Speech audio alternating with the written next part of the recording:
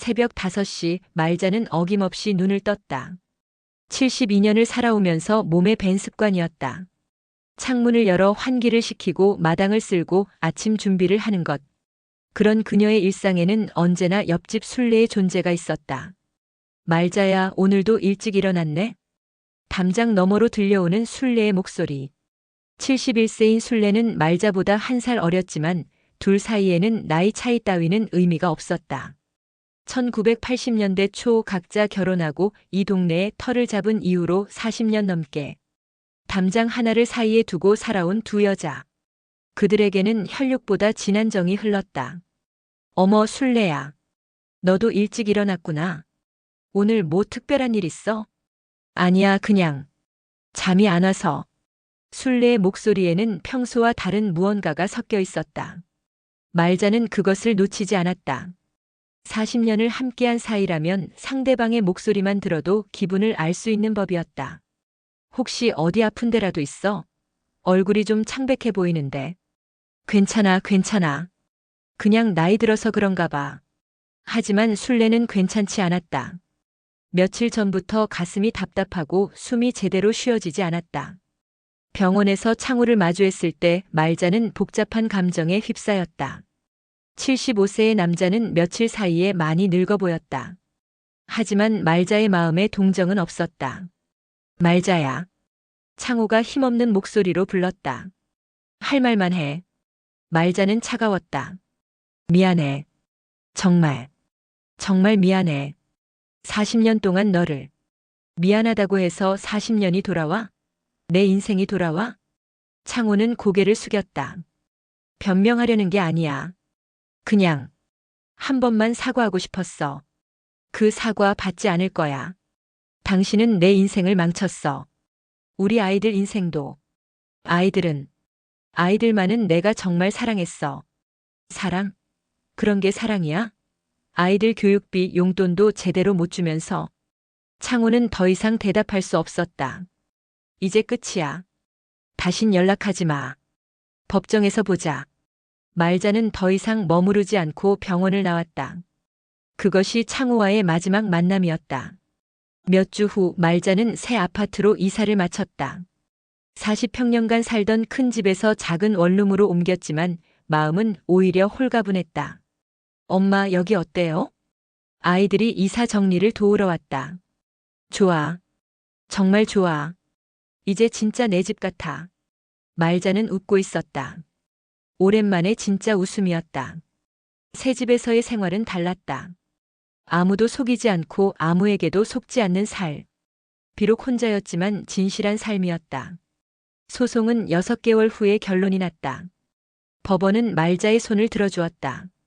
순례의 유산 중 대부분을 말자가 돌려받을 수 있게 되었고 정신적 피해 배상금도 인정받았다. 엄마, 축하드려요. 아이들이 기뻐했다. 고마워. 하지만 이게 중요한 게 아니야. 그럼 뭐가 중요해요? 내가 마침내 진짜 나를 찾았다는 거. 그게 가장 소중해. 판결을 받고 집에 돌아온 말자는 거울 앞에 섰다. 72세의 얼굴에는 주름이 많았지만 눈빛은 맑았다. 이제부터는 말자로 살 거야.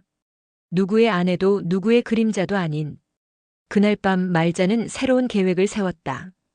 받아낸 돈으로 작은 카페를 열기로 한 것이었다. 평생 해보고 싶었던 일이었다. 엄마가 카페를요? 미영이 놀랐다. 왜 안 돼? 72세의 새로운 도전, 멋지지 않아?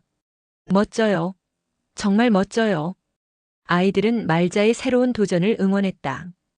카페 준비를 하는 동안 말자는 예전 동네 사람들을 가끔 만났다.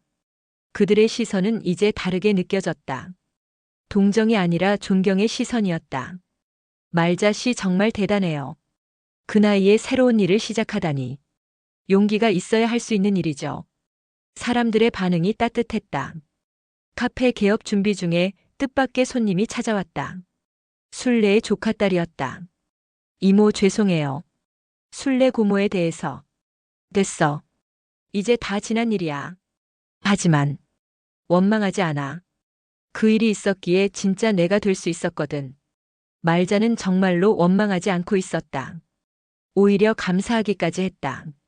거짓된 삶에서 벗어날 수 있게 해준 계기였으니까. 드디어 카페 개업일이 왔다. 말자의 쉼터라는 이름을 달고 작지만 따뜻한 공간을 열었다. 아이들과 이웃들이 축하해 주러 왔다. 엄마 정말 자랑스러워요. 민수가 말했다. 72세의 새로운 인생을 시작하는 엄마가. 고마워. 너희들 덕분이야. 카페 첫날 손님이 많지는 않았지만 말자는 행복했다. 자신의 이름으로 자신의 의지로 하는 일이었으니까. 저녁이 되어 카페를 정리하며 말자는 창밖을 바라봤다. 새로운 동네, 새로운 사람들, 새로운 인생.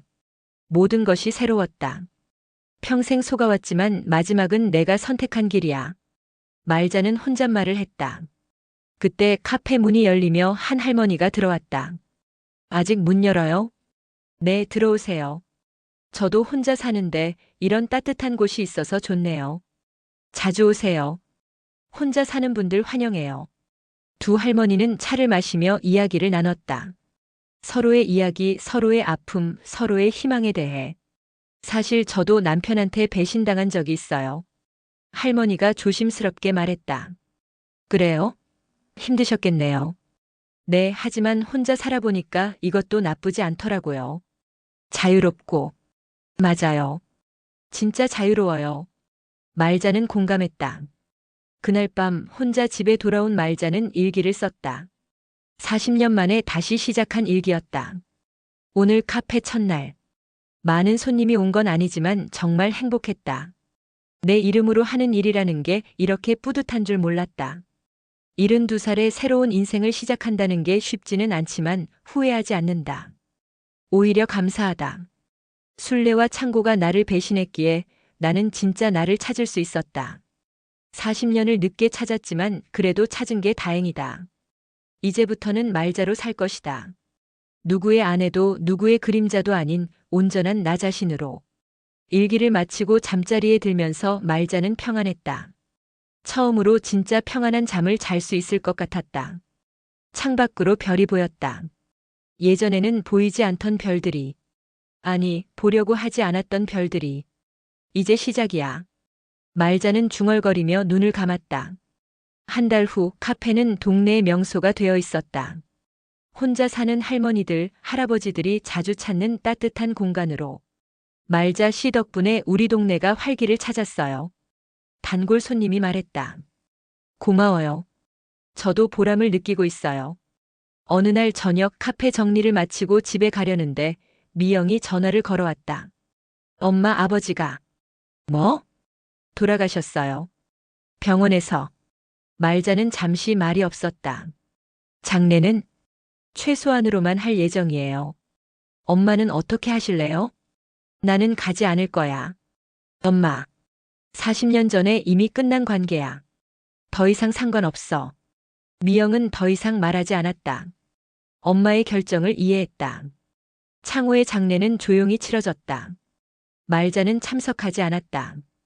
대신 그날 카페에서 평소와 다름없이 손님들을 맞았다. 오늘 기분이 좀 다른 것 같은데 무슨 일 있어요? 단골 손님이 물었다. 아니에요. 그냥 새로운 출발을 하는 기분이에요. 새로운 출발? 네. 정말 완전한 새 출발이요. 그날 밤 말자는 다시 일기를 썼다. 창고가 죽었다. 아이들은 내가 슬퍼할 줄 알았지만 그렇지 않았다. 이미 40년 전에 끝난 관계였으니까. 오히려 이제야 완전히 자유로워진 기분이다. 75년을 살아오면서 진짜 내 인생은 이제 시작인 것 같다. 늦었지만 그래도 시작할 수 있어서 감사하다. 그로부터 1년이 지났다. 카페는 더욱 번창했고 말자는 동네에서 존경받는 할머니가 되었다. 혼자 힘으로 새로운 인생을 개척한 용감한 할머니로. 73세 생일날 아이들과 손주들 그리고 카페 단골 손님들이 모여 축하해 주었다. 할머니 정말 멋져요. 손주들이 말했다. 고마워. 할머니도 이제야 진짜 할머니가 된 기분이야. 무슨 말이에요? 진짜 나로 살게 되었다는 뜻이야. 그날 밤 혼자 남은 말자는 카페를 둘러보았다. 작지만 따뜻한 공간. 자신의 이름으로 만든 공간. 벽에 걸린 액자에는 말자의 쉼터라는 글씨가 있었다. 그 아래에는 작은 글씨로 이런 문구가 적혀 있었다. 늦었다고 생각할 때가 가장 빠른 때. 말자는 그 글씨를 바라보며 미소를 지었다. 맞아. 73세에 시작한 내 인생, 늦지 않았어. 창밖으로는 달이 떠 있었다. 환한 보름달이. 말자는 그 달을 보며 생각했다. 40년간의 어둠이 지나고 이제야 진짜 빛을 보게 되었다고. 이제부터는 말자로 살 거야. 온전한 나 자신으로. 말자의 새로운 인생은 이제 막 시작되었다. 73세의 늦은 시작이었지만 그 어느 때보다 빛나는 시작이었다. 누구의 아내도 누구의 그림자도 아닌 오직 말자로서의 인생이. 그리고 그것이 진짜 행복의 시작이었다. 해시태그 FIL 오주유이. 5년이 흘렀다. 말자는 78세가 되었다. 카페는 동네를 넘어 유명해졌다.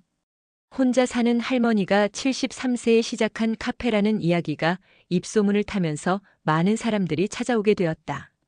특히 인생의 전환점에서 고민하는 사람들, 새로운 시작을 꿈꾸는 사람들이 말자를 만나러 왔다. 할머니, 어떻게 그런 용기를 낼 수 있었어요? 젊은 여자가 물었다. 용기라기보다는 더 이상 거짓으로 살기 싫었던 거야. 진짜 나로 살고 싶었어. 저도 남편 때문에 고민이에요. 바람을 피우는 것 같은데. 그럼 확인해봐.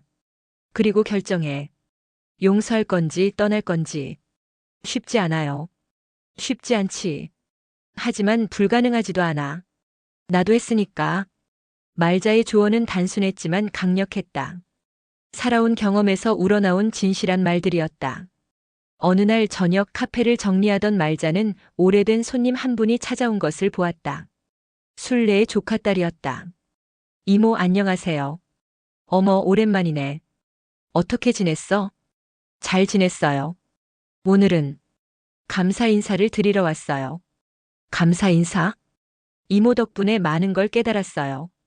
진실하게 사는 게 얼마나 중요한지. 그래? 순례 고모의 일.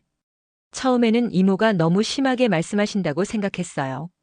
하지만 시간이 지나고 보니 이모가 오르셨어요. 말자는 차를 우려주며 들었다.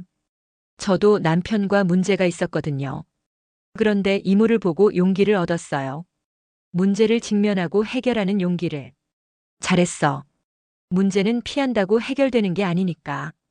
네, 이제는 행복해요. 정말로. 두 여자는 차를 마시며 오랫동안 이야기했다. 과거의 아픔, 현재의 행복, 미래의 희망에 대해서. 이모는 정말 대단한 분이에요.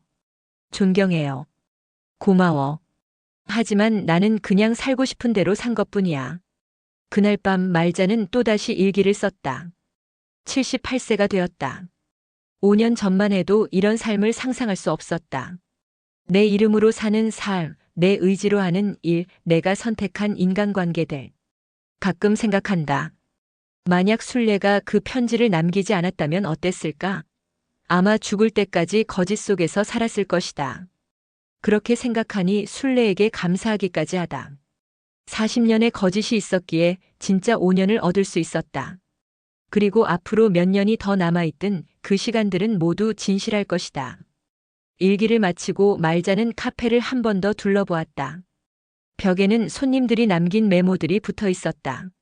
말자 할머니 덕분에 용기를 얻었습니다. 새로운 출발에 힘을 주셔서 감사해요. 진실한 삶의 모범이 되어주셔서 고맙습니다. 말자는 그 메모들을 보며 뿌듯함을 느꼈다. 자신의 경험이 다른 사람들에게도 도움이 되고 있다는 것이 내 인생이 헛되지 않았구나. 말자는 중얼거리며 불을 껐다. 집으로 돌아가는 길 말자는 하늘을 올려다봤다. 별들이 반짝이고 있었다. 예전보다 더 밝게, 더 아름답게. 순례야 창호야. 이제는 원망하지 않아. 너희 덕분에 진짜 나를 찾았거든. 고마워. 말자는 하늘을 향해 속삭였다. 그리고 집에 들어가며 마지막으로 혼잣말을 했다. 78세, 아직 늦지 않았어. 내 인생은 이제부터야. 말자의 이야기는 여기서 끝나지만 그녀의 진짜 인생은 계속되고 있다. 매일매일 새로운 하루를, 진실한 하루를 살아가며. 그리고 그 모습은 많은 사람들에게 희망과 용기를 주고 있다. 늦었다고 생각할 때가 가장 빠른 때라는 것을, 진짜 인생은 언제든 시작할 수 있다는 것을. 말자의 새로운 이름으로 새로운 인생으로.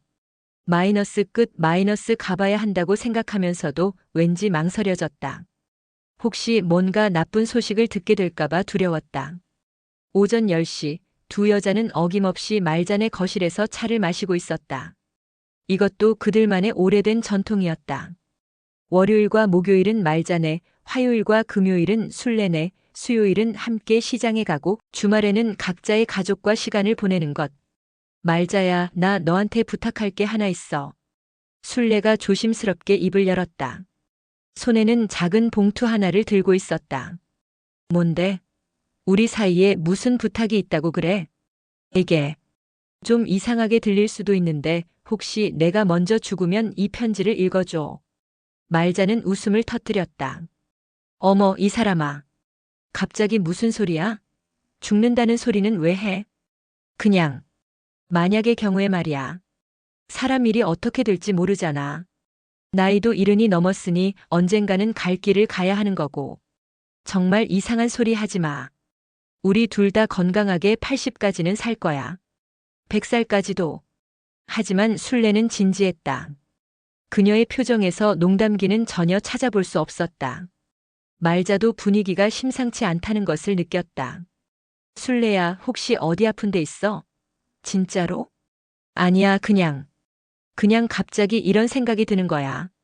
내가 가지고 있는 비밀들, 무덤까지 가져갈 수만은 없는 것 같아서. 비밀? 우리 사이에 무슨 비밀이 있다고? 술래는 고개를 저었다. 지금은 말할 수 없어. 하지만 언젠가는 너도 알아야 할 일이야. 그러니까 이 편지를 잘 보관해줘. 부탁이야. 말자는 여전히 이해할 수 없었지만 친구의 간곡한 부탁을 거절할 수는 없었다. 작은 봉투를 받아들이며 서랍 깊숙이 넣어두었다. 알겠어. 하지만 정말 이상한 부탁이야. 당분간은 이런 소리 하지 마. 그날 오후 창호가 일찍 돌아왔다. 75세의 남편은 아직도 정정했다. 동네 노인정에서 바둑을 두거나 텃밭을 가꾸는 것이 그의 일상이었다. 오늘 술래가 좀 이상하더라. 말자가 저녁을 차리며 말했다. 어떻게? 갑자기 죽으면 편지를 읽어달라면서 봉투를 주고 가더라고. 무슨 비밀이 있다면서. 창호의 손이 잠시 멈췄다. 수저를 들던 손에서 약간의 떨림이 느껴졌다. 아, 그래? 뭔 비밀이 있겠어. 술래가 워낙 드라마를 좋아하니까 그런 거 보고 영향받은 거 아닐까? 그런가? 그래도 표정이 심상치 않더라고. 나이 들면 다들 그런 생각하게 되나 봐. 나도 요즘 그런 생각 가끔 하거든. 창호는 자연스럽게 화제를 돌렸지만 마음속으로는 불안함이 엄습해왔다. 설마 술래가 그 일을 말자에게 털어놓으려는 건 아니겠지? 40년 넘게 지켜온 비밀을 이제 와서? 그날 밤 말자는 서랍 속 편지 봉투를 다시 꺼내보았다. 겉봉에는 말자에게라고 적혀 있었다. 술래에 익숙한 글씨체였다. 왠지 모를 불안함이 엄습했지만 편지를 열어볼 수는 없었다. 약속이었으니까. 정말 이상한 친구야. 말자는 중얼거리며 편지를 다시 서랍에 넣었다. 그때는 몰랐다. 이 작은 편지가 자신의 인생 전체를 뒤흔들게 될 거라는 것을. 40년 넘게 쌓아온 모든 것이 한순간에 무너질 거라는 것을. 다음 날부터 술래는 더욱 이상해졌다. 평소보다 말이 없었고 자주 멍하니 어딘가를 바라보곤 했다. 말자는 술래를 병원에 데려가자고 제안했지만 술래는 완강히 거부했다. 괜찮다니까. 그냥 좀 피곤한 것뿐이야. 하지만 술래의 마음속에는 거대한 짐이 있었다. 40년간 숨겨온 진실의 무게. 그리고 그 진실을 친구에게 털어놓아야 한다는 부담감. 매일 밤 그녀는 잠들기 전까지 고민했다. 과연 이것이 옳은 일인지, 말자를 이렇게 아프게 하는 것이 맞는지. 그러나 시간이 얼마 남지 않았다는 직감이 있었다. 가슴의 답답함은 날이 갈수록 심해졌고 호흡도 점점 힘들어졌다. 이대로 가면 진실을 영원히 무덤까지 가져갈 수도 있었다. 그것만은 안 되었다. 말자는 알 권리가 있었다. 비록 늦었지만 진실을 알고 스스로 판단할 권리가. 그날은 평범한 목요일이었다. 말자는 오전 10시에 순례가 오기를 기다렸지만 평소와 달리 그녀가 나타나지 않았다. 시계를 확인해 보니 11시가 넘어 있었다. 이상하네. 순례가 약속 시간에 늦는 일이 있나? 말자는 옆집을 향해 목소리를 높였다. 순례야, 순례야. 대답이 없었다. 불안한 마음에 담장 너머로 고개를 내밀어 보니 순례네 집은 조용했다. 현관문도 닫혀 있었다. 혹시 장에라도 나간 건가? 하지만 목요일에 순례가 혼자 장에 나가는 일은 없었다. 그들의 40년 약속이었으니까. 정오가 지나도 순례의 소식이 없자 말자는 직접 옆집으로 향했다. 현관문을 두드렸지만 아무런 반응이 없었다. 문이 잠겨 있지 않아서 조심스럽게 열고 들어갔다. 순례야? 나 말자야.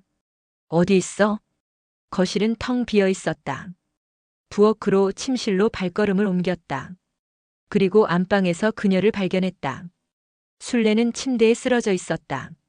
숨을 쉬지 않고 있었다. 순례야, 순례야.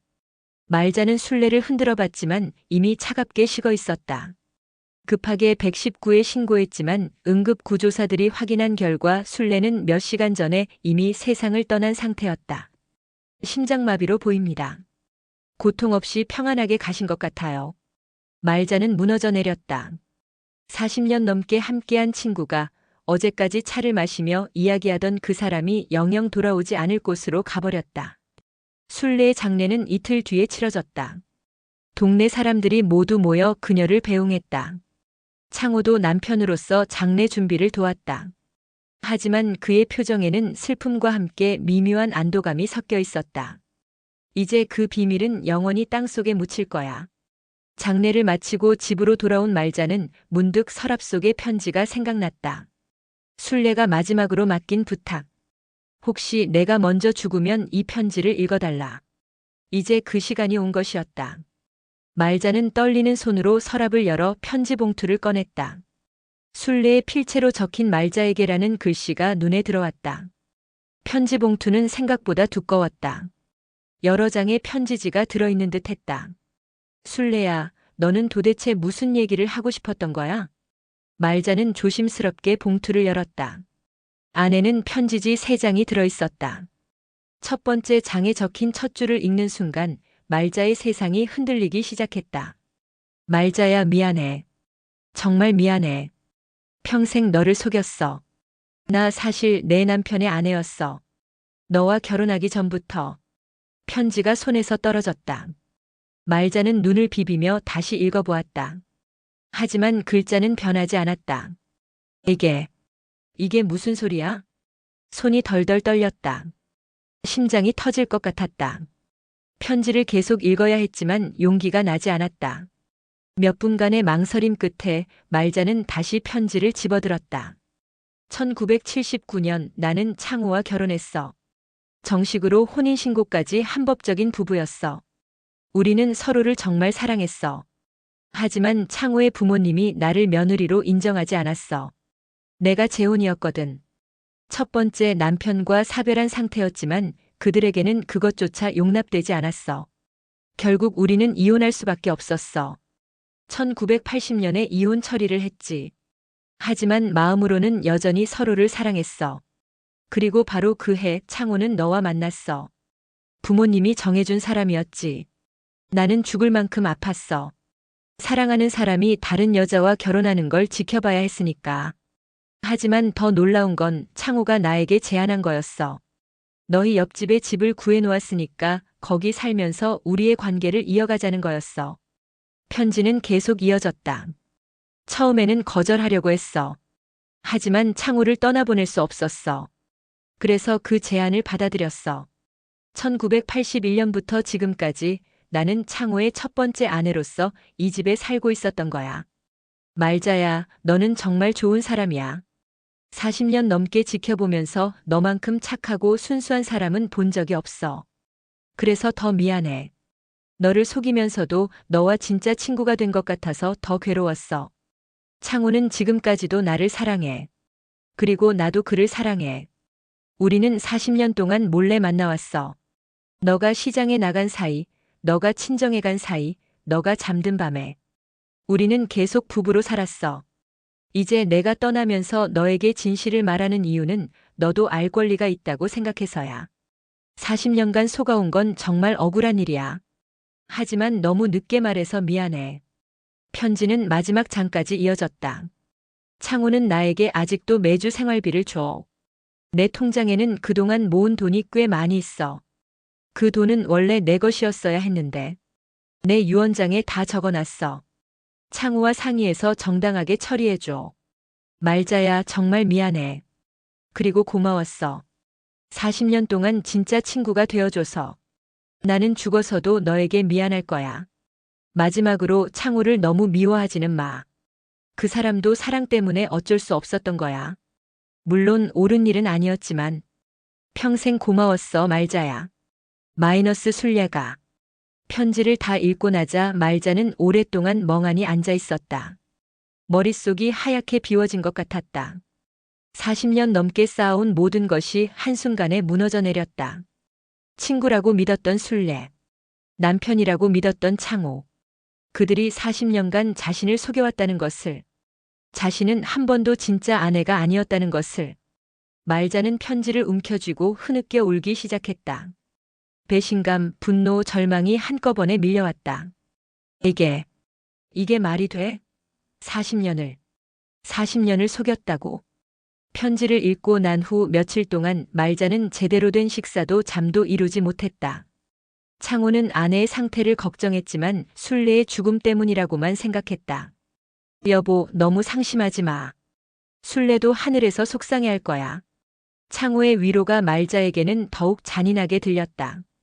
저 사람이 40년간 나를 어떻게 속여왔는지 알고 있으면서도 아직까지 그 연기를 계속하고 있다는 게 믿어지지 않았다.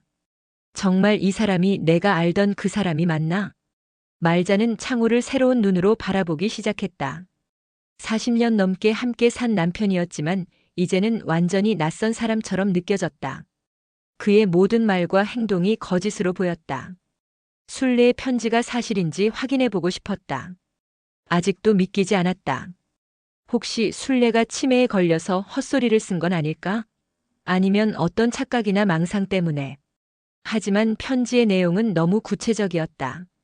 1979년 결혼, 1980년 이혼, 그리고 1981년부터의 은밀한 관계. 모든 것이 시간 순서에 맞게 적혀 있었다. 말자는 결심했다. 직접 증거를 찾아보기로. 만약 순례의 말이 사실이라면 분명 어딘가에 흔적이 남아있을 것이었다. 창고부터 뒤지기 시작했다. 결혼 초기의 사진들, 서류들을 꺼내보았다. 1981년 결혼 사진, 1982년 첫 아이 출산 사진. 하지만 그 이전 사진은 없었다. 창호의 1979년, 1980년은 완전히 공백이었다. 이상해. 분명 이 시기 사진이 있어야 하는데. 말자는 창호의 방을 뒤지기 시작했다. 평소에는 들어가지 않던 창고의 맨 윗칸, 옷장의 구석진 곳까지 샅샅이 훑어봤다. 그리고 마침내 발견했다. 창호 옷장 맨 뒤쪽 오래된 양복 주머니에서 낡은 사진첩이 나왔다. 떨리는 손으로 사진첩을 펼쳤다. 첫 페이지에는 젊은 창호와 순례가 함께 찍힌 결혼 사진이 있었다. 순례가 하얀 웨딩드레스를 입고 창호가 턱시도를 입고 서 있었다. 사진 뒤에는 1979, 5, 15, 창호 순례라고 적혀 있었다. 아, 말자는 그 자리에서 주저앉았다. 순례의 편지가 진실이었다. 정말로 창호는 먼저 순례와 결혼했었던 것이다. 사진첩을 계속 넘겨보니 더 많은 증거들이 나왔다. 신혼여행 사진, 함께 찍은 일상 사진들. 그리고 이혼 서류의 사본까지 있었다. 1980년 12월 15일자 이혼 신고서였다. 그 다음 페이지에는 말자와 창호의 첫 만남 사진이 있었다. 1981년 1월의 선보기 사진이었다. 이혼하고 정확히 한 달 후였다. 이 사람이 나를 그때부터 속인 거야. 더 충격적인 건 그 다음이었다. 사진첩 뒤쪽에는 순례와의 은밀한 만남을 기록한 사진들이 있었다. 1981년부터 최근까지 꾸준히 찍힌 사진들. 둘이 함께 여행을 간 사진, 함께 식사하는 사진, 함께 웃고 있는 사진들. 40년 동안 이런 일이. 말자는 사진첩을 들고 거실로 나왔다. 마침 창호가 밖에서 돌아오는 소리가 들렸다. 평소처럼 다녀왔습니다 하며 인사하는 목소리가. 여보, 어디 있어? 창호가 거실로 들어왔다. 그리고 말자가 사진첩을 들고 있는 모습을 보자 얼굴이 새하얗게 변했다. 그게 어디서? 옷장에서 찾았어. 40년 동안 숨겨뒀던 거네. 말자의 목소리는 놀랍도록 차분했다. 오히려 창호가 더 떨고 있었다. 여보, 그건 순례가 편지를 남겼어. 죽기 전에 나한테 모든 걸 다 털어놨더라.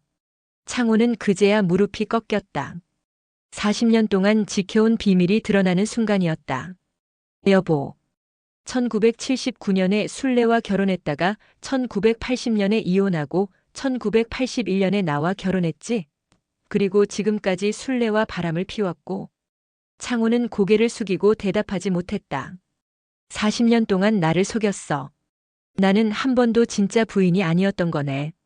순례가 진짜 부인이었고 나는 그냥 대역이었던 거지. 아니야, 그런 게 아니야. 그럼 뭔데? 사랑했다고. 나를 사랑했다고. 그러면서 40년간 다른 여자와 바람을 피워? 말자가 사진첩을 바닥에 던졌다. 사진들이 흩어지며 바닥에 널브러졌다. 젊은 창호와 순례의 모습이 거실 곳곳에 흩어졌다. 이 사진들을 보니까 확실해지네. 당신들이 얼마나 행복해했는지, 나를 속이면서도 얼마나 즐거워했는지. 창호는 여전히 고개를 숙이고 있었다. 설명해봐. 왜 이런 짓을 했는지. 왜 40년 동안 나를 바보로 만들었는지. 여보. 여보라고 부르지 마. 당신한테는 여보가 따로 있었잖아. 순례가 여보였잖아. 말자의 목소리가 점점 커졌다. 40년간 쌓여온 분노가 폭발하기 시작했다. 창고로 다시 들어가서 더 뒤져보니 또 다른 증거들이 나왔다. 순례 명의의 통장 사본들. 매달 일정한 금액이 입금된 기록들. 창호가 순례에게 생활비를 주고 있다는 순례의 편지 내용이 사실이었다. 그리고 가장 충격적인 건 순례와 창호 사이의 편지들이었다. 수십 통의 편지가 작은 상자에 보관되어 있었다. 최근 것은 불과 몇 달 전 것이었다. 창호야, 오늘 말자가 우리를 의심하는 것 같던데 괜찮을까? 조심해야 할 것 같아. 마이너스 순례. 걱정 마. 40년째 잘 숨겨왔는데 이제 와서 들킬 리 없어. 다음 주 말자가 친정에 가면 우리 여행 가자. 마이너스 창호. 편지들을 읽으면서 말자는 자신이 얼마나 철저하게 속아 살았는지를 깨달았다. 그들은 자신의 일거수일투족을 파악하고 있었고 그 틈새를 이용해 만나고 있었던 것이다. 40년을 이렇게.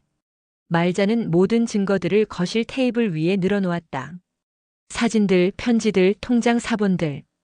이 모든 것이 자신의 인생이 거짓이었다는 것을 증명하고 있었다. 창호는 여전히 말이 없었다. 변명할 수도 부정할 수도 없는 확실한 증거들 앞에서 그는 완전히 무력했다. 이제 말해봐. 왜 이런 짓을 했는지. 나를 왜 이렇게 속였는지. 창호가 드디어 입을 열었다. 사랑했어. 순례를 정말 사랑했어.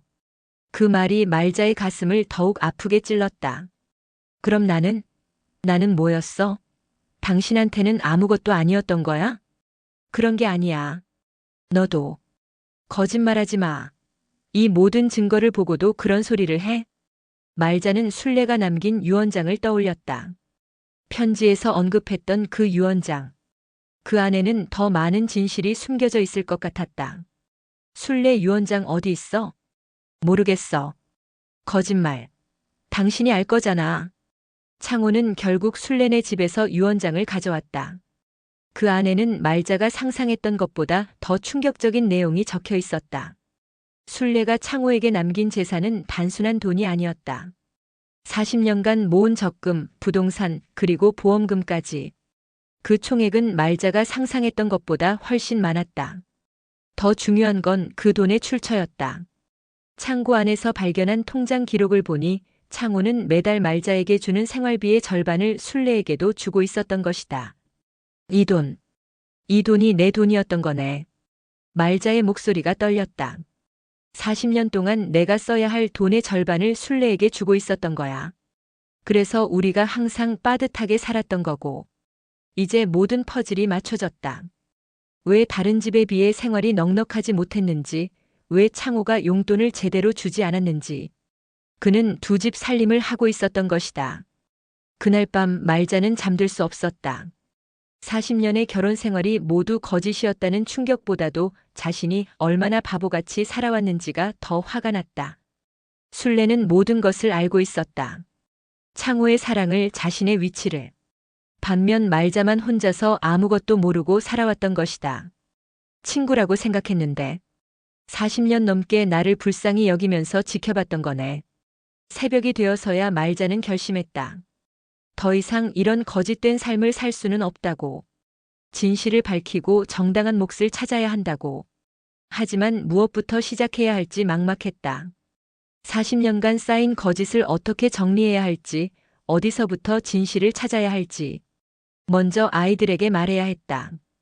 두 아들과 딸. 그들도 알 권리가 있었다.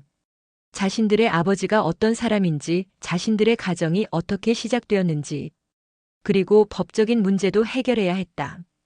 순례가 남긴 재산, 그 돈의 정당한 주인이 누구인지 밝혀야 했다.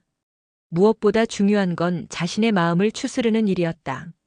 40년간의 배신감과 분노를 어떻게 감당할지, 앞으로 어떻게 살아갈지. 말자는 창밖을 바라보며 순례네 집을 쳐다봤다. 어제까지만 해도 그리운 친구의 집이었는데 이제는 배신과 거짓의 상징으로만 보였다. 순례야, 너는 정말 잔인한 친구였구나. 아침 햇살이 들어오자 말자는 더 이상 침묵할 수 없다고 결심했다.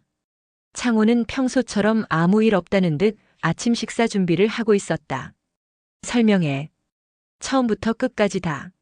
말자의 목소리는 차갑고 단호했다. 창고는 숟가락을 놓고 말자를 바라봤다. 여보. 여보라고 하지 말라고 했잖아. 이제부터는 그런 말 쓰지 마. 자격 없어. 창호의 어깨가 축 처졌다. 더 이상 숨길 수 없다는 걸 그도 알고 있었다. 1979년에 순례와 결혼했어. 정말 사랑했어. 하지만 부모님이 반대하셨어.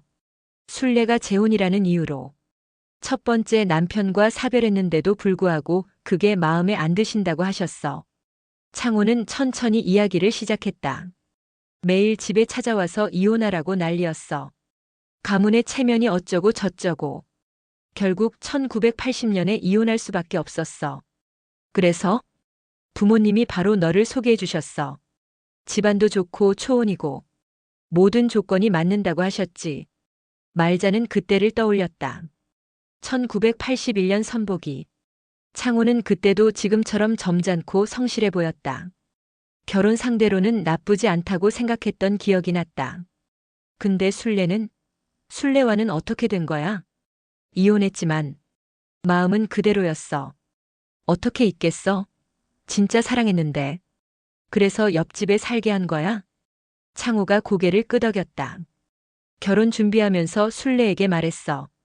옆집에 집을 하나 구해놓을 테니까 거기서 살자고. 그러면 계속 볼 수 있다고. 미쳤구나, 정말. 그게 말이 돼? 처음에는 순례도 반대했어. 하지만 나도 순례도 서로를 포기할 수 없었어. 창고는 계속해서 40년의 이야기를 풀어놓았다.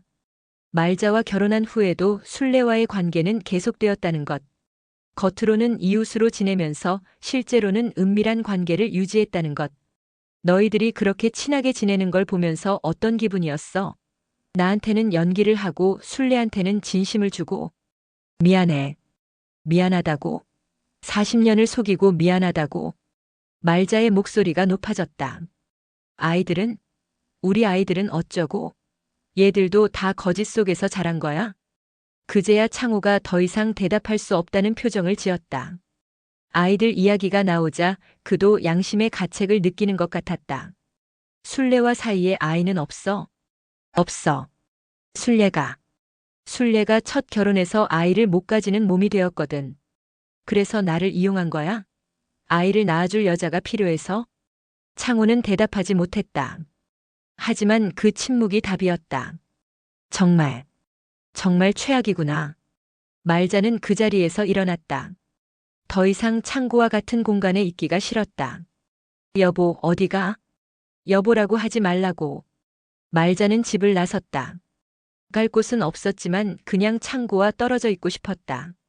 동네를 걸으며 지난 40년을 돌이켜봤다. 결혼 초기부터 느꼈던 미묘한 위화감들. 창호가 가끔 멍하니 어딘가를 바라보던 모습. 순례를 바라볼 때의 특별한 눈빛.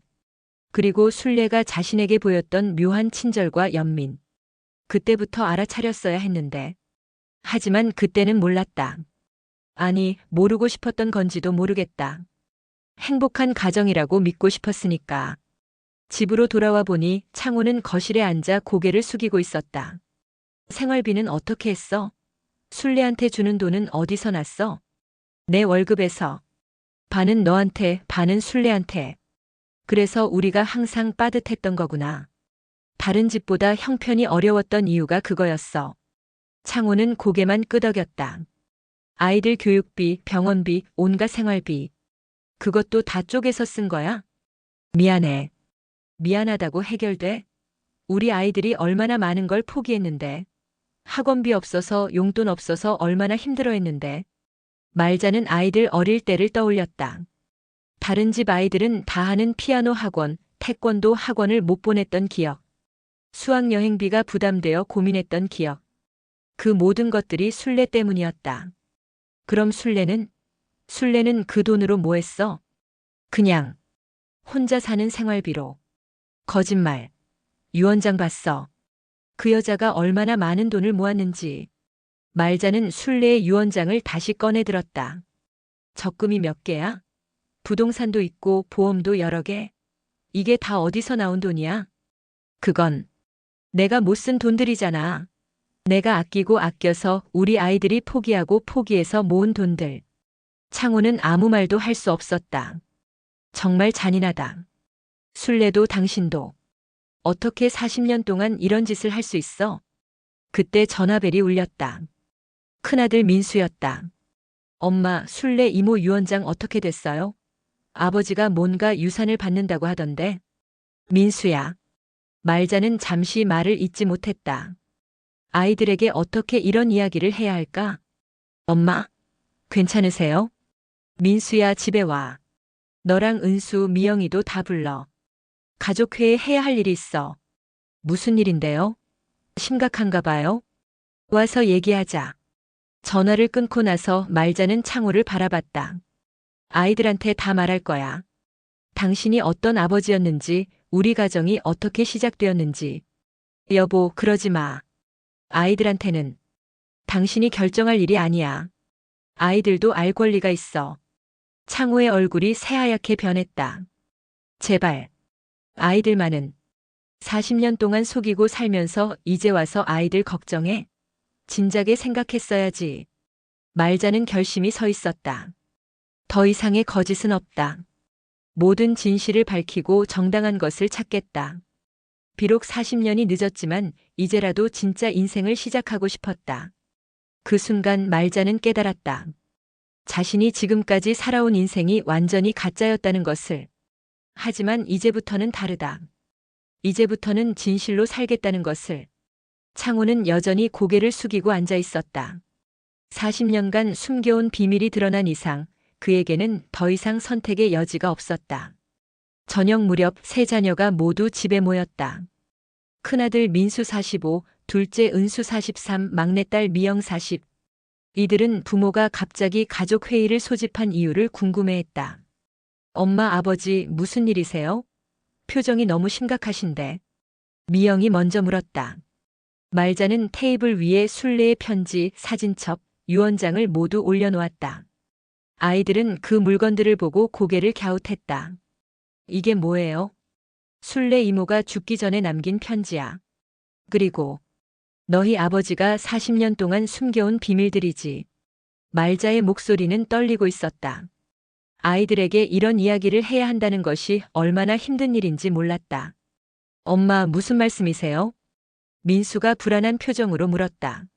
너희 아버지는 엄마와 결혼하기 전에 순례 이모와 결혼했었어. 그리고 이혼한 후에 엄마와 결혼했지. 하지만 순례 이모와의 관계는 끝나지 않았어. 40년 동안 계속 이어졌어. 아이들의 얼굴에 충격이 떠올랐다. 그게 무슨 말씀이세요? 이 편지를 읽어봐. 순례 이모가 직접 쓴 거야. 민수가 편지를 받아들고 읽기 시작했다. 읽는 동안 그의 얼굴은 점점 창백해졌다. 이게 진짜예요? 아버지한테 직접 물어봐. 세 자녀의 시선이 창호에게 향했다. 창호는 고개를 숙인 채 아무 말도 하지 않았다. 아버지, 대답하세요. 은수가 목소리를 높였다. 사실이야. 창호의 작은 목소리가 거실에 울려 퍼졌다. 아버지, 어떻게 이런 일을. 미영이 울먹이며 말했다. 정말 죄송하다. 너희들에게. 죄송하다고요? 40년 동안 우릴 속이고 살면서 죄송하다고. 민수가 분노했다. 그럼 우리는 뭐예요? 아버지한테는 그냥 의무감으로 키운 아이들이에요? 아니야, 그런 게 아니야. 너희들은. 그럼 뭔데요? 진짜 사랑했던 건 순례 이모고 우린 그냥 체면상 키운 아이들 아니에요? 은수도 울기 시작했다. 그래서 항상 용돈이 부족했던 거구나. 학원비, 교육비 때문에 엄마가 얼마나 고생했는데. 그게 다 순례 이모 때문이었네요. 미영이 통장 사본을 들여다보며 말했다. 매달 생활비의 절반을 순례 이모한테 줬다고요? 그럼 우리가 제대로 쓸 돈의 반밖에 못 쓰고 살았다는 거네요. 아이들의 분노는 점점 커졌다. 어릴 때 친구들은 다 피아노 학원 다닐 때 저만 못 다녔어요. 돈이 없다고 하셨잖아요. 그런데 그 돈이 다른 여자한테 가고 있었던 거예요? 미영의 목소리가 높아졌다. 수학여행비도 내기 힘들다고 용돈도 제대로 못 주시고. 우리가 얼마나 많은 걸 포기했는데요. 정말 죄송하다. 창호는 무릎을 꿇고 빌기 시작했다. 죄송하다고 해결돼요? 우리 인생을 돌려줄 수 있어요? 민수가 소리쳤다. 그리고 순례 이모 유언장은 뭐예요? 아버지한테 재산을 남긴다고. 말자가 유언장을 펼쳐서 보여줬다. 적금 5개, 부동산 1건, 보험금까지. 총 3억이 넘어요. 아이들은 그 금액에 더욱 충격을 받았다. 3억? 우리가 평생 아껴서 모은 돈보다 많잖아요. 그게 다 우리 돈이에요. 엄마가 써야 할 돈, 우리가 써야 할 돈들이 순례 이모한테 간 거예요. 은수가 분석했다. 40년 동안 매달 절반씩 줬으니까. 그럼 정말 엄청난 돈이네요. 그 돈으로 우리가 뭘 할 수 있었을까요? 더 좋은 교육, 더 나은 환경. 미영이 한탄했다. 아버지, 정말 실망이에요. 어떻게 가족을 이렇게 속일 수 있어요? 그때 민수가 유언장을 다시 자세히 들여다봤다. 잠깐, 이거 법적으로 문제 있는 거 아니에요? 순례 이모가 아버지한테 재산을 남긴다고 했는데, 그럼 우리는? 무슨 말이야? 아버지가 순례 이모 재산을 상속받으면 나중에 아버지가 돌아가시면 그 돈도 우리한테 오는 거잖아요. 그런데 그게 원래 우리 돈이었다면. 민수의 말에 가족들은 복잡한 법적 문제가 있다는 걸 깨달았다. 변호사한테 상담받아 봐야겠어요. 은수가 말했다. 그래야겠다. 이 문제를 제대로 해결하려면 전문가 도움이 필요해. 말자가 동의했다. 그리고 아버지, 앞으로 어떻게 할 거예요? 이 상황에서 우리 가족이 어떻게 지내요? 미영이 물었다. 창호는 여전히 대답하지 못했다. 일단 아버지는 당분간 따로 사세요. 같은 집에 있기 힘들어요. 민수가 냉정하게 말했다. 민수야. 엄마도 많이 상처받으셨을 텐데 아버지랑 같이 있으면 더 힘드실 거예요. 그래, 민수 말이 맞아. 나도 정리할 시간이 필요해. 말자가 동의했다. 아버지 짐 싸세요. 당분간 혼자 사시면서 생각해 보세요. 은수도 차갑게 말했다. 창호는 더 이상 항변할 수 없었다. 자신의 선택이 가족 전체에게 얼마나 큰 상처를 주었는지 깨닫고 있었다. 순례 이모 장례식 때 그렇게 슬퍼하는 척 하셨던 거네요. 진짜 슬픈 건 당연하죠. 40년 동안 사랑했던 사람이니까. 미영이 비꼬았다. 우리는 아버지한테 뭐였어요? 그냥 의무감으로 키운 아이들? 아니야, 너희들도 사랑해. 그런 소리 하지 마세요. 진짜 사랑했다면 이런 짓 할 수 있었어요? 민수가 소리쳤다. 그날 밤 창호는 집을 나갔다. 40년 만에 혼자가 된 것이었다. 말자와 아이들은 그를 보내면서도 복잡한 감정에 휩싸였다. 분노, 배신감, 실망감. 하지만 그와 동시에 가족이 깨어진다는 슬픔도 있었다. 비록 거짓된 가정이었지만 그래도 40년을 함께 살아온 가족이었으니까. 엄마 괜찮으세요? 미영이 말자의 어깨에 손을 올렸다. 괜찮아. 이제 진실을 알았으니까 오히려 후련해. 하지만 말자의 목소리에는 깊은 상처가 묻어 있었다. 앞으로 어떻게 하실 거예요? 모르겠어. 일단 법적인 문제부터 해결해야겠지. 그리고 새로운 인생을 시작해야겠어. 말자는 창밖을 바라보며 중얼거렸다. 72살의 새로운 인생이라니. 참 기구한 팔자야. 하지만 그녀의 눈에는 새로운 결의가 떠올랐다. 이제부터는 진실로 살겠다는, 자신의 이름으로 살겠다는 의지가. 창호가 집을 나간 지 일주일이 지났다. 동네 사람들은 갑자기 혼자가 된 말자를 이상하게 바라보기 시작했다. 말자 씨, 남편분은 어디 가셨어요? 마주치는 이웃들마다 물어봤다. 말자는 애매하게 답변을 피했지만 시간이 지날수록 소문은 퍼져나갔다. 말자네 부부가 헤어졌다더라.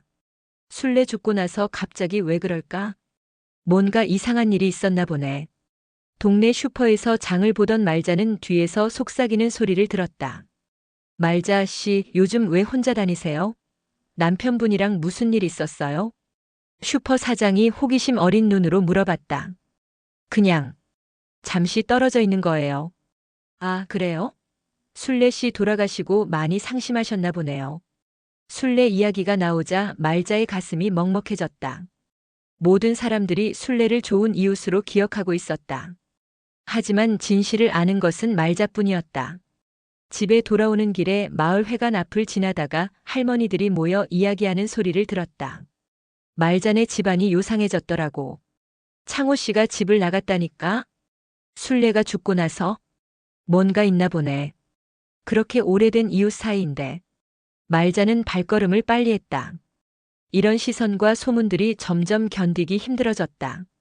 집에 들어가자마자 딸 미영이 전화를 걸어왔다. 엄마, 동네에 소문났어요?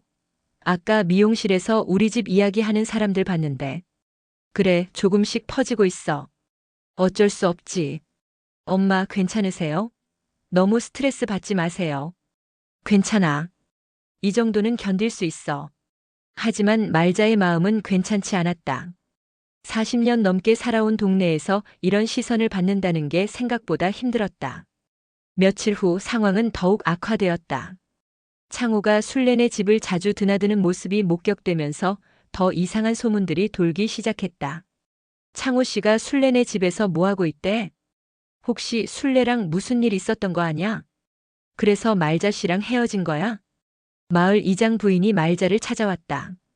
말자야, 요즘 동네에 이상한 소문이 도는데 괜찮아? 무슨 소문이요? 창호가 술래네 집에서 뭔가를 정리하고 있다는데. 혹시 술래가 창호한테 뭔가를 남겼나? 말자는 잠시 망설였다. 진실을 말해야 할까? 하지만 아직 법적인 문제도 해결되지 않았고 아이들과도 상의가 필요했다. 글쎄요. 잘 모르겠어요. 말자야, 혹시 뭔가 큰 문제가 있는 거야? 도움이 필요하면 언제든 말해. 이장 부인의 배려가 고마웠지만 말자는 혼자 감당해야 한다고 생각했다. 그날 오후 더 충격적인 일이 벌어졌다. 동네 부동산에서 전화가 왔다. 말자 씨, 술래 씨 집 매매 관련해서 연락드려요. 매매요? 네, 창호 씨께서 집을 팔겠다고 하셨는데 혹시 말자 씨도 알고 계신 일인가요? 말자는 깜짝 놀랐다. 창호가 술래네 집을 팔려고 한다는 것이었다. 잠깐만요. 제가 다시 연락드릴게요. 전화를 끊고 바로 민수에게 전화를 걸었다. 민수야, 큰일이야. 아버지가 술래 이모 집을 팔려고 해. 뭐라고요? 그럴 권리가 있어요? 유원장의 부동산도 아버지한테 남긴다고 되어 있으니까. 아, 맞다. 그럼 정말로 팔 수 있는 거네요. 이래서는 안 돼. 그 집도 우리 돈으로 산 거나 마찬가지잖아. 민수는 즉시 변호사와 상담을 잡았다. 그리고 그날 저녁 가족 회의를 다시 열었다. 변호사 말로는 복잡한 문제라고 해요. 일단 순례 이모의 유언장이 법적으로 유효하다면 아버지가 상속받을 권리는 있대요. 그럼 우리는 어떻게 해요? 미영이 물었다. 하지만 그 재산의 출처를 증명할 수 있다면 달라질 수 있대요. 40년간 아버지가 생활비를 이중으로 지급한 것을 증명하면 부당이득 반환 청구를 할 수 있다고 해요. 그럼 그 증거들이 중요하겠네요. 은수가 말했다. 맞아요. 통장 내역, 편지들, 사진들. 모든 증거를 정리해야 해요. 그 과정에서 말자는 더 많은 증거들을 찾아냈다. 순례와 창호가 함께 여행을 다닌 기록들, 함께 찍은 사진들의 날짜들을 확인해 보니 대부분이 말자가 친정에 가거나 병원에 입원한 시기와 일치했다. 정말 치밀하게 계획했구나. 말자는 그들의 배신이 얼마나 체계적이었는지 새삼 깨달았다. 하지만 동네 소문은 계속 퍼져나갔다. 이제는 더 구체적인 이야기들이 돌았다. 순례가 창구한테 큰 돈을 남겼다더라. 그래서 말자가 화가 난 거래. 40년 넘게 옆집에 살면서 무슨 일이 있었던 걸까? 어떤 사람들은 말자에게 동정적이었지만 어떤 사람들은 호기심 어린 눈으로 바라봤다. 그리고 일부는 험담을 하기도 했다. 말자가 남편을 제대로 못 챙긴 거 아냐? 순례가 그렇게 예쁘고 착했는데 남자가 헷갈릴 만도 하지. 부부 사이에 뭔가 문제가 있었나 보네. 이런 소문들이 말자의 귀에 들어올 때마다 그녀는 분노와 억울함을 느꼈다. 진실을 모르는 사람들이 자신을 판단하고 있다는 것이 견디기 힘들었다. 엄마, 그냥 진실을 말해버리는 게 어때요? 미영이 제안했다. 그러면 오히려 더 시끄러워질 것 같아. 아직은 때가 아닌 것 같아. 하지만 말자의 마음속에는 언젠가는 진실을 밝혀야 한다는 생각이 자리 잡고 있었다. 이대로 소문과 추측 속에서 살 수는 없었다. 그 무렵 더 충격적인 소식이 들려왔다. 창호가 다른 동네로 이사를 갔다는 것이었다. 순례네 집을 팔고 그 돈으로 다른 곳에 작은 집을 구했다는 소문이었다. 도망간 거네. 민수가 분개했다. 자기가 저지른 일에 책임을 지기 싫어서 도망간 거야. 이럴 수는 없어. 법적으로 문제를 해결해야 해. 말자도 결심을 굳혔다. 변호사는 소송을 제기할 수 있다고 했다. 부당이득 반환 청구와 정신적 피해 배상 청구를 함께 할 수 있다고 했다. 하지만 시간이 오래 걸릴 수 있고 비용도 만만치 않을 거예요. 그래도 해야죠. 이대로 끝날 수는 없어요. 민수가 단호하게 말했다. 소송 준비를 하면서 말자는 더 많은 증거들을 정리했다. 40년간의 거짓을 입증할 수 있는 모든 것들을. 그 과정에서 그녀는 자신이 얼마나 철저하게 속아 살았는지를 다시 한번 깨달았다. 하지만 동시에 새로운 힘도 얻었다. 진실을 밝히고 정의를 세우겠다는 의지. 더 이상 숨지 않고 당당하게 맞서겠다는 결심. 이제 더 이상 숨지 않을 거야. 진실을 세상에 알리겠어. 말자의 눈에는 새로운 결의가 번뜩이고 있었다. 소송 준비를 하던 중 말자에게 뜻밖의 기회가 찾아왔다. 마을회관에서 순례의 49제를 겸한 추모 행사를 열기로 한 것이었다. 순례가 동네에서 오랫동안 살면서 많은 사람들에게 사랑받았기 때문이었다. 말자 씨, 추모 행사에서 순례 씨에 대한 추도사를 해주실 수 있어요? 이장이 말자를 찾아와 부탁했다. 40년 넘게 가장 가까이에서 지낸 분이니까 말자 씨가 해주시면 의미가 있을 것 같아서요. 말자는 잠시 망설였다. 이것이 진실을 밝힐 기회가 될 수 있을까? 알겠습니다. 제가 하겠어요. 감사합니다. 다음 주 토요일 저녁 7시에 마을회관에서 할 예정이에요. 이장이 돌아간 후 말자는 아이들에게 전화를 걸었다. 추모 행사에서 진실을 밝힐 거야. 엄마 괜찮으세요? 많은 사람 앞에서. 미영이 걱정했다. 괜찮아. 이제 더 이상 숨기고 싶지 않아. 순례도 창고도 모든 사람들이 알아야 해. 그럼 우리도 함께 가겠어요. 민수가 말했다. 고마워. 너희들이 함께 해주면 힘이 날 거야. 추모 행사 당일 마을 회관에는 많은 사람들이 모였다. 순례와 가까웠던 이웃들, 동네 주민들이 거의 다 온 것 같았다. 창호도 와 있었다. 말자는 무대에 올라가기 전에 준비해온 증거들을 한 번 더 확인했다. 순례의 편지, 사진들, 통장 사본들, 유언장. 모든 것이 준비되어 있었다. 그럼 이제 순례 씨와 가장 가까웠던 말자 씨께서 추도사를 해주시겠습니다. 사회자가 소개하자 말자가 무대에 올라갔다. 회관 안은 조용해졌다. 안녕하세요. 순례와 40년 넘게 이웃으로 지낸 말자입니다. 말자의 목소리는 떨리지 않았다. 오히려 차분하고 단호했다. 오늘 이 자리에서 순례에 대한 이야기를 하려고 합니다. 하지만 여러분이 알고 계신 순례와는 다른 모습의 순례를 말씀드리게 될 것 같습니다. 사람들이 고개를 갸웃하기 시작했다. 순례는 제 남편의 첫 번째 아내였습니다. 회관 안이 술렁이기 시작했다. 1979년에 제 남편 창우와 정식으로 결혼했고 1980년에 이혼했습니다. 그리고 1981년에 제가 창우와 결혼했죠. 사람들의 웅성거림이 커졌다. 하지만 순례와 창고의 관계는 끝나지 않았습니다. 40년 동안 계속 이어졌습니다. 저만 모르고 있었죠. 말자는 순례의 편지를 꺼내 들었다. 이것은 순례가 죽기 전에 저에게 남긴 편지입니다. 여기에 모든 진실이 적혀 있습니다. 편지의 일부를 읽어주기 시작했다. 말자야, 미안해. 정말 미안해. 평생 너를 속였어. 나 사실 내 남편의 아내였어. 너와 결혼하기 전부터. 회관 안이 완전히 조용해졌다. 모든 사람들이 충격을 받은 표정으로 말자를 바라봤다. 40년 동안 저는 진짜 부인이 아니었습니다. 순례가 진짜 부인이었고 저는 그냥 대역이었습니다. 창고가 자리에서 일어나려고 했지만 민수와 은수가 그를 제지했다. 이 사진들을 보세요. 말자가 사진들을 들어 올렸다. 1979년 순례와 창호의 결혼 사진입니다. 그리고 이것들은 40년 동안 그들이 함께 찍은 사진들이에요. 사진들이 스크린에 투영되자 사람들이 깜짝 놀랐다. 저는 한 번도 진짜 아내가 아니었어요. 제 생활비의 절반은 순례에게 갔습니다. 40년 동안요. 말자가 통장 사본을 보여주었다. 매달 일정한 금액이 순례에게 입금되었습니다. 제가 써야 할 돈, 제 아이들이 써야 할 돈이 다른 여자에게 갔습니다. 사람들 사이에서 탄성이 터져 나왔다. 그래서 제 아이들은 다른 아이들보다 어려운 환경에서 자랐습니다. 학원비, 교육비가 부족했습니다.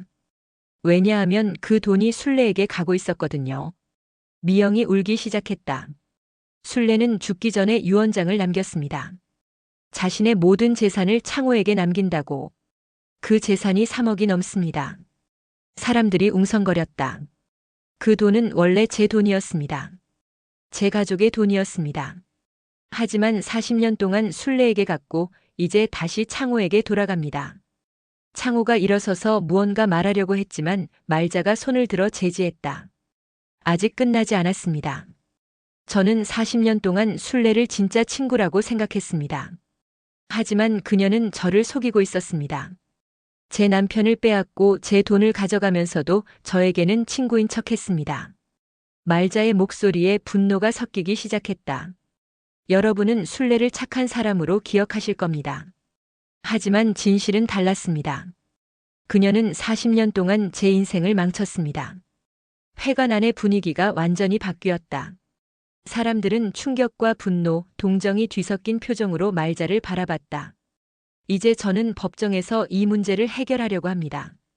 잃어버린 40년을 되찾을 수는 없지만 적어도 정당한 몫은 찾겠습니다. 그때 창호가 일어서서 말했다. 말자야, 그만. 그만이요? 40년 동안 저를 속이고 살면서 이제 와서 그만하라고요?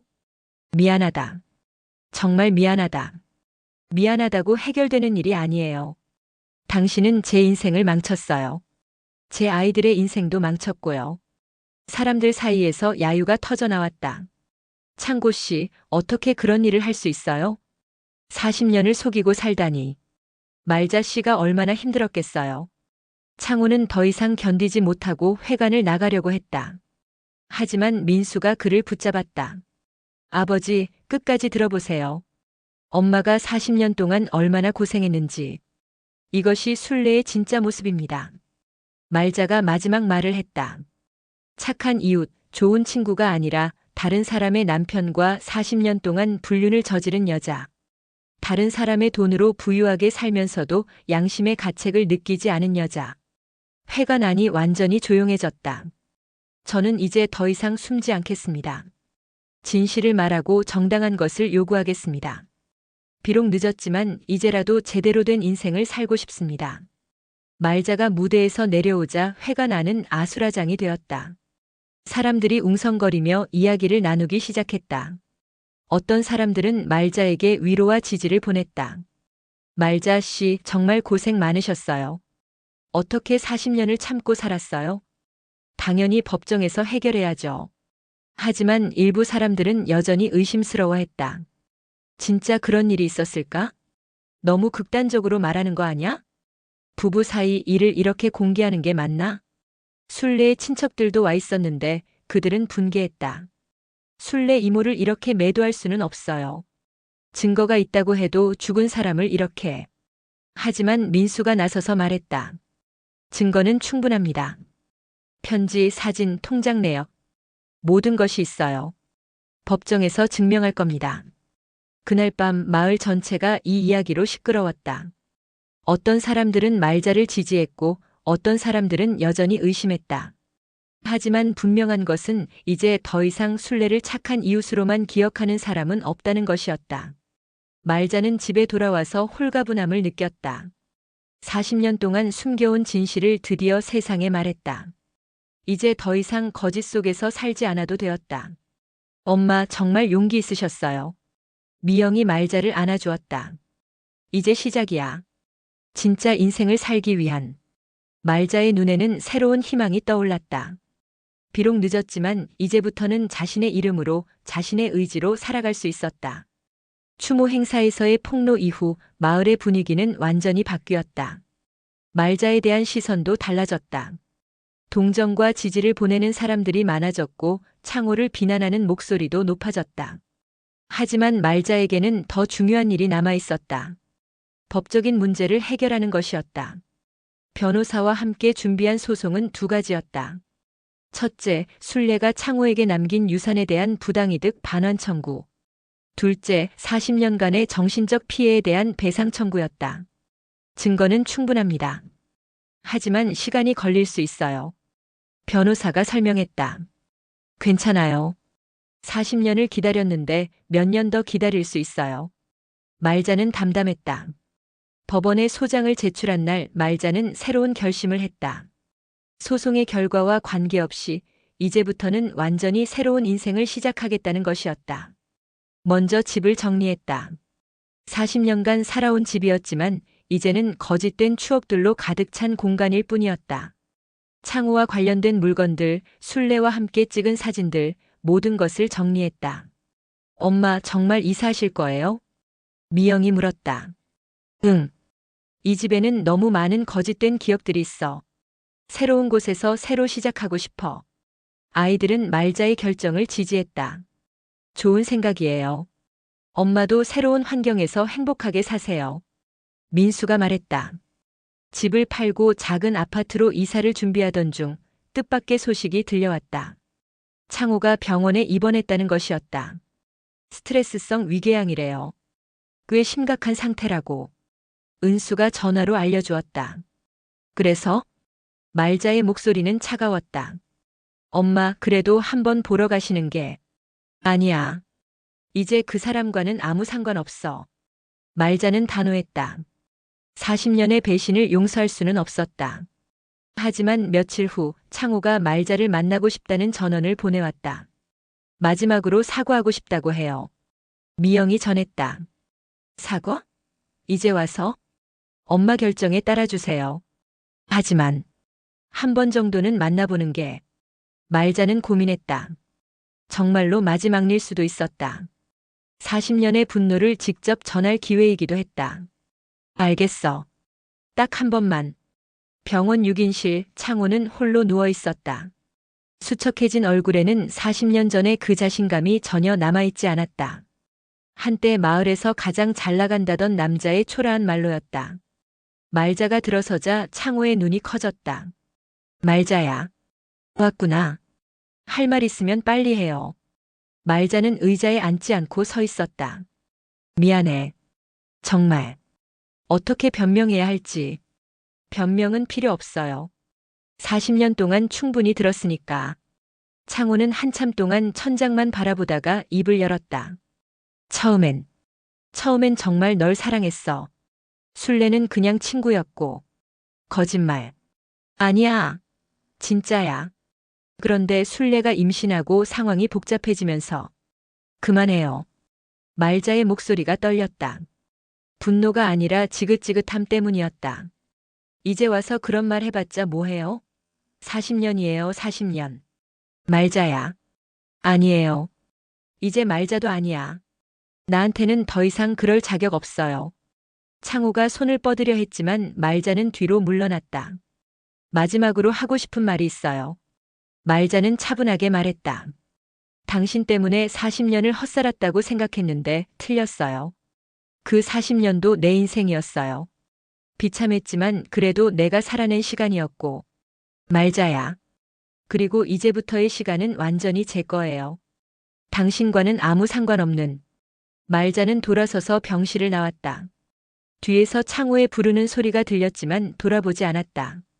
3개월 후 말자는 서울 근교의 작은 신도시로 이사했다. 깔끔한 원룸 오피스텔이었다. 작지만 채광이 좋고 무엇보다 아무도 말자의 과거를 모르는 곳이었다. 새 집에서 보낸 첫날 밤 말자는 작은 일기장을 꺼내 펜을 들었다. 40년 동안 한 번도 써본 적 없는 일기였다. 늘 다른 사람을 위해 살았으니 자신에 대해 쓸 말이 없었던 것이다.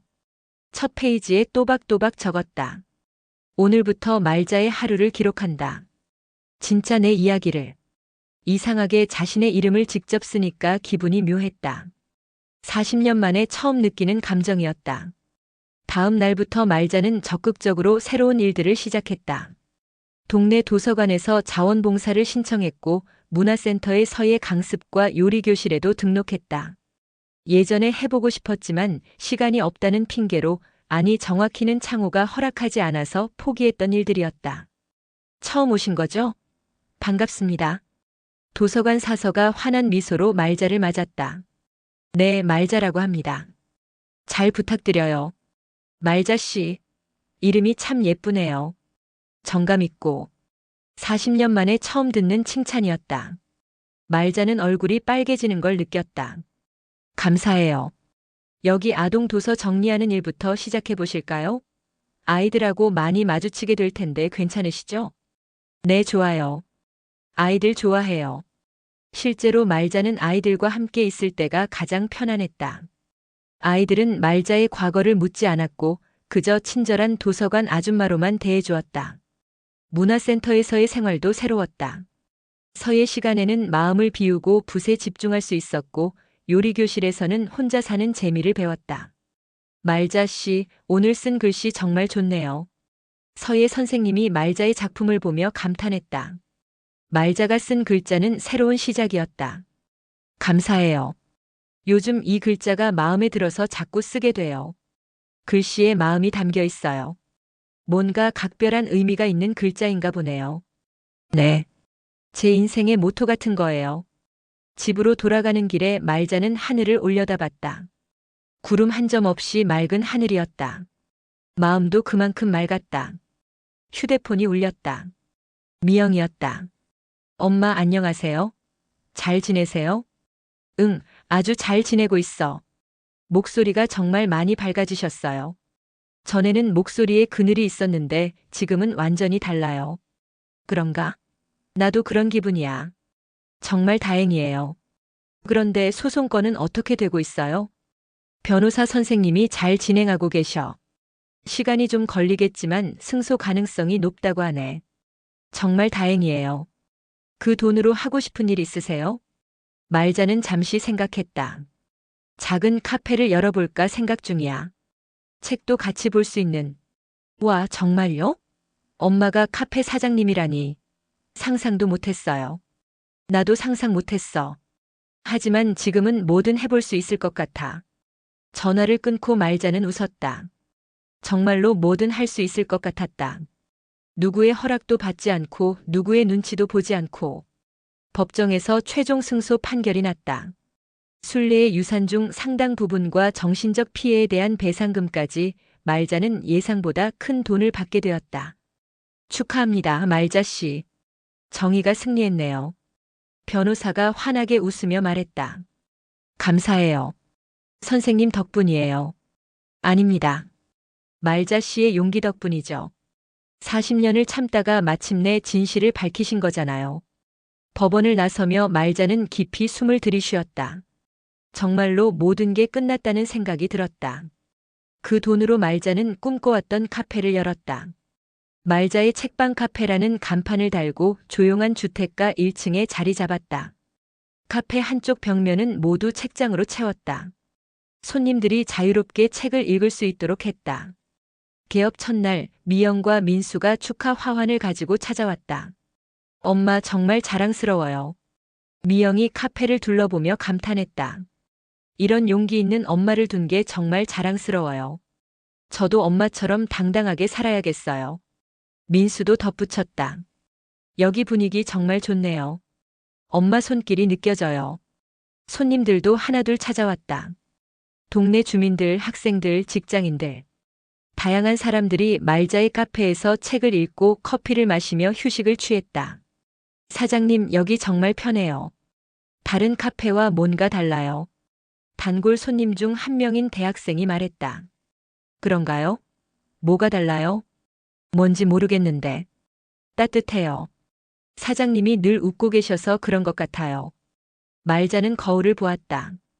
정말로 웃고 있었다. 억지가 아닌 진짜 웃음이었다.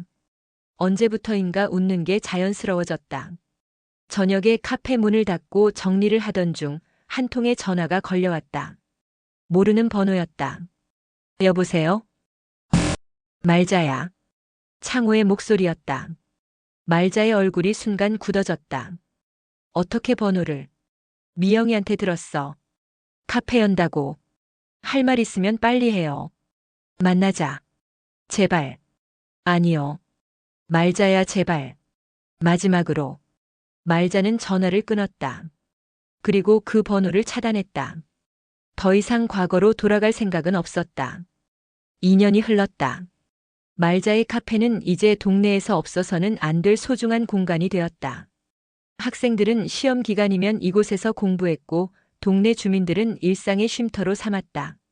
특히 혼자 사는 어르신들이 자주 찾아와 차 한 잔 마시며 말자와 대화를 나누었다.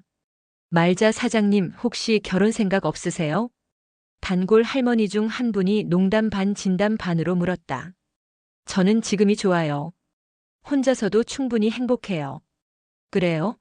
그런데 정말 혼자 안 외로워요? 외롭지 않아요. 제가 원하는 삶을 살고 있거든요. 실제로 말자는 외롭지 않았다. 매일 다양한 사람들을 만나고 자신이 좋아하는 일을 하며 누구에게도 속지 않고 살아가는 것. 이것이야말로 진짜 행복이었다.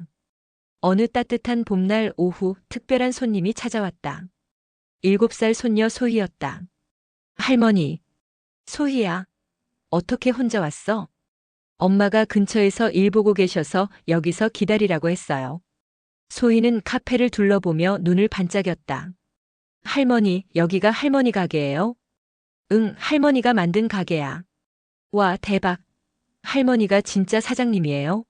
완전 멋있어요. 소희는 한동안 신기한 듯 카페 이곳저곳을 구경했다. 책장에서 그림책을 하나 꺼내 들고 말자에게 왔다. 할머니, 이 책 읽어주세요. 그래, 할머니가 읽어줄게. 두 사람이 함께 책을 읽고 있을 때 소희가 갑자기 고개를 들어 물었다. 할머니, 할머니는 왜 혼자 살아요? 다른 할머니들은 할아버지랑 같이 사는데. 할머니는 혼자가 좋아서 그래. 외롭지 않아요? 전혀. 할머니는 지금 할머니 이름으로 살고 있거든. 할머니 이름으로요? 그게 뭐예요? 말자는 잠시 생각했다가 소희가 이해할 수 있도록 쉽게 설명했다. 음. 할머니가 정말 하고 싶은 일을 하면서 사는 거야. 누구 때문이 아니라 할머니 자신을 위해서 말이야. 아, 그럼 할머니는 지금 가장 좋아하는 일을 하고 계신 거예요? 맞아. 그래서 매일매일 행복해. 소희는 고개를 끄덕이며 다시 책에 집중했다. 미영이 카페 문을 열고 들어왔다. 엄마, 소희가 말썽 부리지 않았죠? 무슨 말썽? 소희는 천사야. 엄마 정말 달라지셨어요. 예전에는 상상도 못했는데 이렇게 당당하고 밝은 모습의 엄마라니. 사람은 언제든 변할 수 있어. 늦었다고 생각하지만 않으면. 미영과 소희가 돌아간 후 말자는 혼자 카페를 정리하며 생각에 잠겼다. 2년 전 추모 행사에서 진실을 폭로했을 때만 해도 이런 삶을 살게 될 줄은 몰랐다. 그때는 그저 화가 나서 더 이상 속고 살 수 없어서 저지른 일이었다. 하지만 그 용기가 이렇게 새로운 인생을 선물해 주었다. 저녁 늦게 카페 문을 잠그고 집으로 향하는 길 말자는 하늘의 별들을 올려다봤다. 말자야 수고했어. 스스로에게 말하는 목소리가 이제는 자연스러웠다. 평생 속아온 삶이었지만 마지막은 내가 선택한 길이었다. 그리고 그 선택은 옳았다. 지금의 말자는 누구의 그림자도 아닌 온전한 자기 자신이었으니까. 내일도 카페 문을 열고 손님들을 맞이하고 자신의 이름으로 하루를 살아갈 것이다. 그것만으로도 충분히 행복했다.